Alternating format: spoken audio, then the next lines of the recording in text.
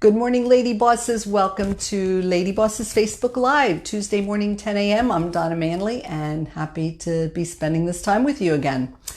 Let me make sure I swipe in so I see my comments when they come up. Okay. Something new with Zoom I never had to do before. Not Zoom, Facebook Live. But anyway, while we're waiting for a few of you to jump on, I want to just have some Lady Boss business. Now, when we were under the stay-at-home order during COVID early on, I had mentioned that, morning Rachie, I had mentioned that any of you could post daily if you wanted to about your businesses. Well, the stay-at-home's lifted, and it kind of fell aside anyway. Maybe you forgot about it. Maybe I didn't remind you. Morning, Lori. But I want to tell you now that what I'd like to implement is that every Friday, you can post whatever you'd like. So actually, you don't have to wait till Friday. You can submit posts anytime you want. If you want to promote your business or some special event that's coming up that you'd like us to know about. And then I will approve them on Fridays and we'll let them post on Fridays. So good morning, Robin, Michelle, everybody who's here. Good morning. We're going to open that up once a week. You can post whatever you like to promote yourself, promote your business, promote events. And on Fridays, I will approve them, as long as they meet all our criteria. And so on a weekly basis, we can just, talk about what we're doing. So anyway, I wanted to clear up that little bit of business first. So that being said, we're going to, hey, Melissa, hey, Mom, everybody's here. Everybody's jumping on. So today we're talking about, do you self-sabotage? And right out the gate, some of you might think you don't do that. But I'm going to go through it and I'm going to give you some signs you can look for because maybe you do it in some areas and don't even realize it. So what is self-sabotage? Basically, self-sabotage is when your logical conscious mind that says, for instance, I want to eat healthy and I want to save money. It's when it comes into conflict with your subconscious mind that just keeps you eating chocolate all day and keeps you binge shopping on Amazon, right? Okay, so it's when these conflicts occur. When you say you want one thing and you find yourself consistently doing the opposite, that's self-sabotage. So like I said, maybe you don't think you do it, but let me throw out some of the signs of self-sabotage because if you see yourself doing some of these things, maybe you're sabotaging your goals and don't even realize it.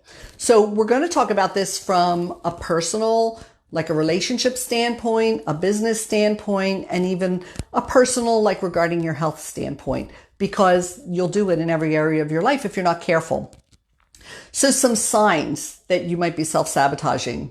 So all of a sudden I feel like Jeff Foxworthy saying, so you might be a redneck. If you do this, you might be a redneck. So if you do these things, you might be sabotaging yourself. So some of the things are procrastination. If you find yourself always procrastinating to the point that either stuff just doesn't get done or it gets done in a really shoddy fashion and not with the degree of, oh boy, that word just flew out of my mind. With the degree of, it being as good as you wanted it to be. Where'd that word go? I don't know. I'll probably think of it later. But anyway, if something didn't come out the way you wanted it to because you waited till the last minute and you only had half an hour to throw together something you should have been working on for a week, then procrastination might be a sign that you self-sabotage. I like that. I'm going to go with the Jeff Foxworthy theme. I like that.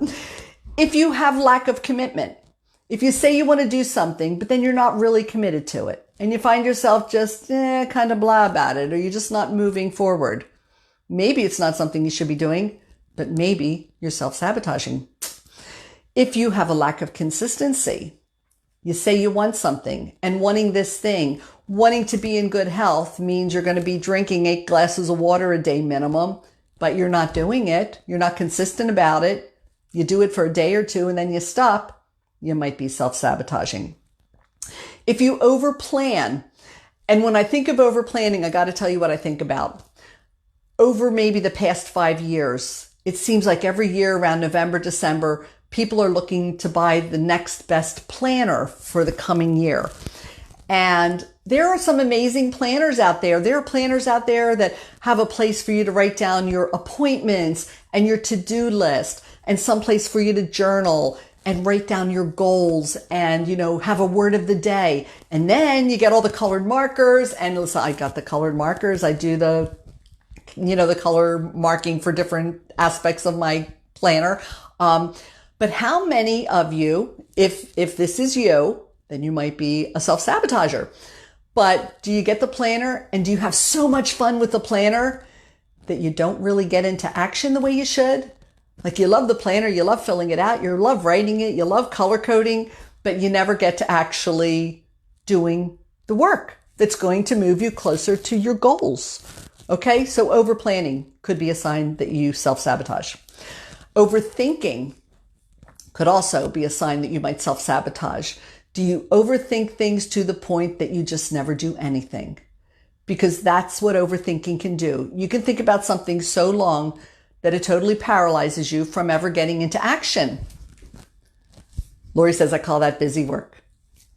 And busy work's okay, but you still have to get into action. And I know Lori is always in action, so that's good observation.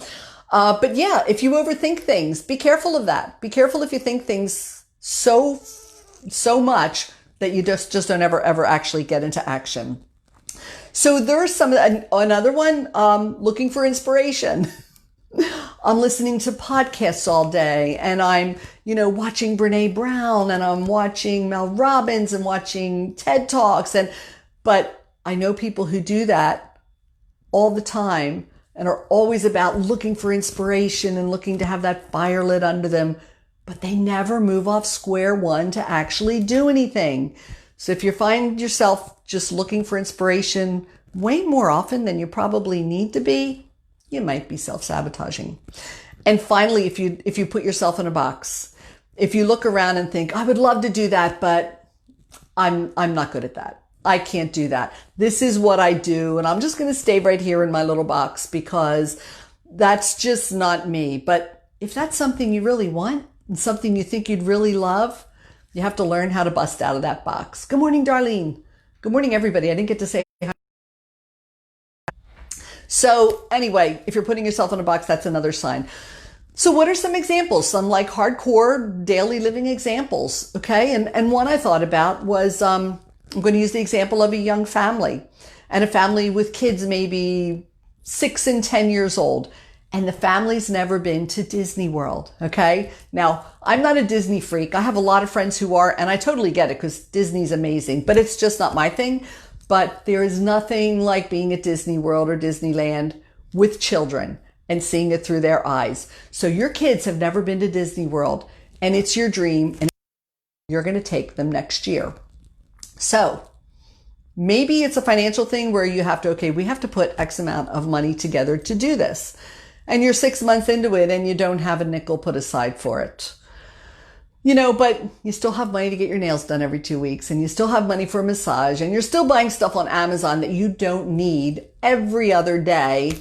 You've just sabotaged that goal. Why did you do that? Maybe it wasn't important enough, or maybe you just are a person who self-sabotages and doesn't realize it.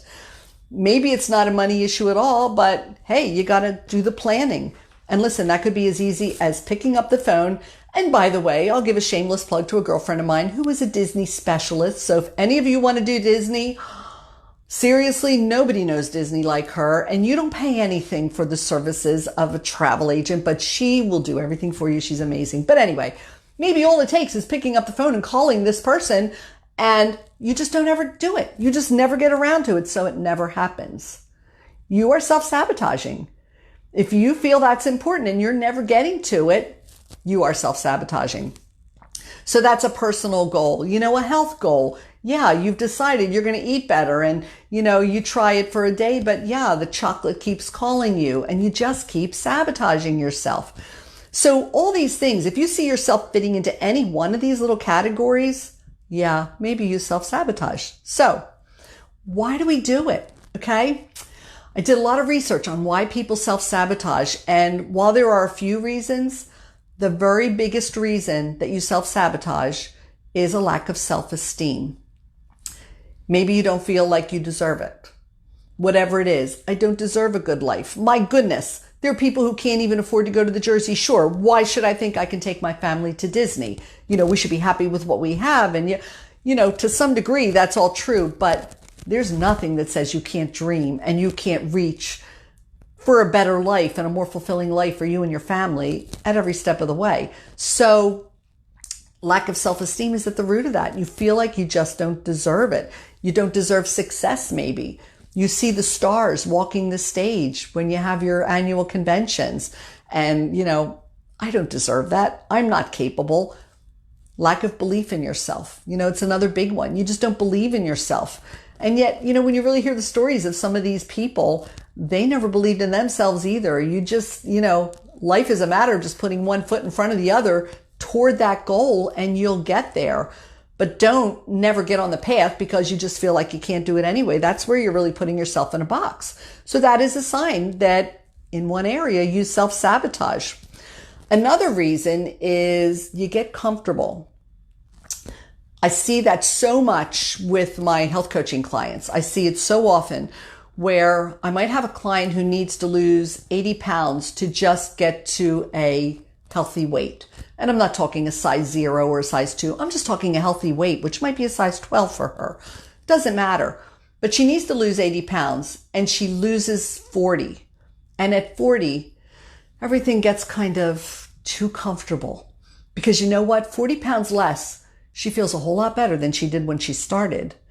And she looks a whole lot better than when she started. Is she close to goal? No, she's only halfway there. But suddenly she can't move forward anymore because she got comfortable. So I think that's another reason. You might have sales goals. You might say, I need 10 new customers next month. And maybe in the first week you get 5. And you're so excited about getting 5, you just sort of rest on your laurels. And then you're not in action to do anything to make sure you get the other 5 before the end of the month. So sometimes you start things, but then you get comfortable. And so you just stop. That might not be a lack of self-esteem, but that just means you got comfortable. So lack of self-esteem is probably the biggest reason we sabotage ourselves. But as you hear, there are other reasons too. So bottom line, why are you here? How do you stop it? Okay, you need to understand how to stop it. And the very first thing you need to do is to really understand it. When you self-sabotage, your brain, I learned something fun about our brain. Gosh, I hope I didn't say this already because wow, getting old sucks. But when I listened to Mel Robbins first time and listened to her talking about the 5-second rule, she talked about the protection factor of your brain. Self-sabotage is actually your brain protecting you.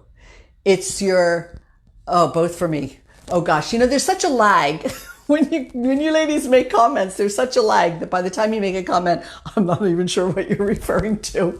So I'll read it, but if it doesn't make sense, maybe I'll just skip it for now. Anyway, your brain is there to protect you. Here's the deal.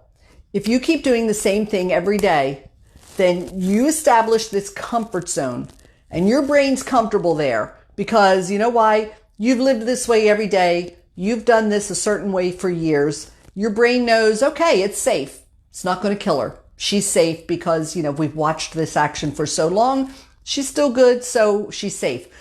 So here's the deal. When you start to do something different, your brain's reaction is to immediately kick in and try to discourage you from doing that new thing because it's different.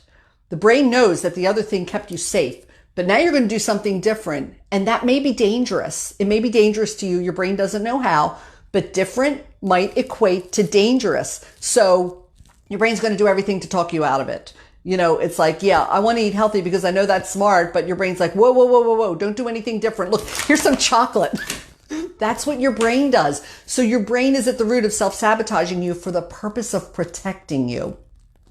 So that's important to understand. So that means you have to break this behavior. You have to break these habits, and you're fighting a pretty powerful brain that's going to do everything it can to talk you out of it. So I got to tell you right now, you can't break old habits. It's almost impossible to break a bad habit. So what you do instead is you create a new habit that makes the old habit obsolete. And let me tell you, old habits have put such road marks in your brain that it's very easy, even years later, to slip right back into a bad habit. So you've got to be conscious, you've got to be aware, but you've got to work hard to create new habits that make the old habits disappear. Perfect illustration that I've used a million times, but I don't know if I've used it here, but probably half of you have heard it, is like having a new job, okay? Every day for 10 years, you went to a job that was east of where you live. And every day for 12 years, you got in your car, and there were lots of days you got to work and didn't even know how you got there because you were just on autopilot because your brain knew where to go. So now you've got a new job and you've got to travel west to the new job. So you're driving, and when it's time to turn east or west, if you're not really paying attention to developing that new habit of traveling west, you're going to be traveling east 3 miles before you say, where the heck am I going? Right? We've all done it. Oh my gosh, I can't even tell you how many times I've been 3-4 miles in the wrong direction thinking, oh my gosh, because I wasn't thinking, and your brain just kicks in and puts you on autopilot. So these are the habits you have to work hard to change, because once you change them, it gets easier, because you know that, like, even just a couple weeks into the new job, you've started to create a new autopilot. So you just have to do it consistently and work hard, and it will happen. The new habit will eliminate the old bad habit. In this case, it's not bad, but it's different. Now your new autopilot is going west, not going east anymore. So that's how it works. And one thing we talked about last week was having a really solid, positive morning routine that starts your day off on the right foot, because it's the key to your whole day, whether your day's going to be good, whether it's going to be bad, whether you're going to be successful, whether you're going to be happy or depressed. Your whole key lies in your morning. And we talked about that. But did I say for a minute, okay, you need to now get up at 4:30 every morning. You need to go exercise for an hour before anybody else in your house gets up. Then you need to have a glass of water. Then you can have your coffee. Then you need to meditate. Then you need to read some. I mean, come on, you know where this is going. Nobody's going to do that. That's way too much. So what did I say? Just do what you can. I don't get up till 8 o'clock, but I figured out a morning routine that works for me. And I figured it out after last week's call, and it's working. So I know if I do it consistently, it will become my new habit, and it'll be an easy thing. I won't have to think about it. It'll be my autopilot. So you have to change these behaviors, but change them slowly, doing what you know works. Here's a big one, and this ties right into the fact that at the root of this is a lack of self-esteem for so many people. Take time for self-reflection. And this is a great thing to do in your morning routine. But listen, women, I know the women in this group are women who are compassionate and kind to other people.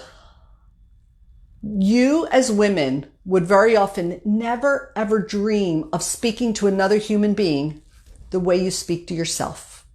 Would you ever say to anybody, you don't deserve that. You don't deserve a trip to Disney World. You know, you don't deserve success in your business. You know, who do you think you are? Would you ever talk to anybody like that? I dare to say any of you that I know personally would never talk to anybody like that, but you talk to yourself like that. You need to take time for self-reflection. Find your inner positive voice. Find the voice that talks to the world, and start turning that around and talking to yourself the same way. Start reminding yourself that you are worthy. Start being patient and kind with yourself. Be patient. If you fail, you're not a loser. If your child failed, would you tell them they were a loser? Would you tell your 2-year-old or your 1-year-old, like, forget it, you're never going to walk, you fell down 5 times? You know, that's ridiculous. But it's a perfect example of what you do with yourself. You fail and suddenly you're a failure, and you put yourself back in your box and say, I can't do this. No, you failed. You let that be a lesson. Like, okay, what do I have to do next? What can I learn from that? You've all heard the illustration of Einstein inventing the light bulb, and that he failed 10,000 times before he invented the light bulb. And who knows whether he said it or not. We don't know if any of these memes on Facebook are true, but he's said to have said, I didn't fail 10,000 times. I just learned 10,000 ways not to make a light bulb. So every time you fail, it's a lesson. It's not a failure the way we define failure. It's a lesson to learn how to go forward and do it differently, maybe do it better. But be kind to yourself. Be patient with yourself when you fall. Make sure you pick yourself up and build yourself up. Build yourself up the same way you would build up your kids or your girlfriends or anybody you love. You say positive things to them to reinforce their core, their good values, their good qualities. Do that to yourself. Take time in the morning, if nothing else, to say, what's one good quality that I possess? One good quality. And then remind yourself of that. And you know what? There are a million more, but start with one. Don't start too big. Start with one. So another way you can really help yourself not to sabotage is if you find yourself being a perfectionist. If you find yourself feeling like all the stars have to align first before I can take action, or I have to wait until my whole home office is totally put together before I can really buckle down and get to some serious planning.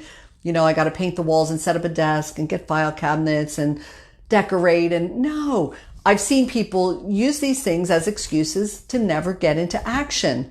So if you're a perfectionist, be very careful not to wait until everything's in perfect alignment before you start working. Just start anyway. If you haven't figured it out by now, life is messy. Business is messy. When you're right in the throes of doing some of your most important stuff, they're going to be some of the messiest times in your life.